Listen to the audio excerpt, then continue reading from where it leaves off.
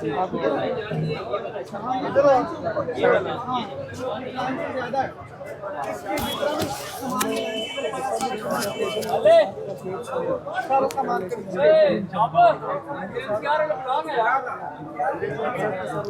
है वहाब। वहाब ये देखो इसको बताओ नीचे ये लाइन कोई चीज बड़ी कंफ्यूज कर जबरदस्त। ये कौन है भैया? हैं कौन सा चीज है?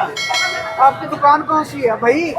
3 फुट तो इसको देंगे ना जिसकी दुकान होगी। तुम्हारी दुकान कहाँ है? ये तुम्हारी दुकान है? ये तुम्हारी दुकान है तो फिर इसके अंदर भी तो कोई चीज रखो। इसके अंदर तो तुम्हारी कोई चीज भी नहीं है।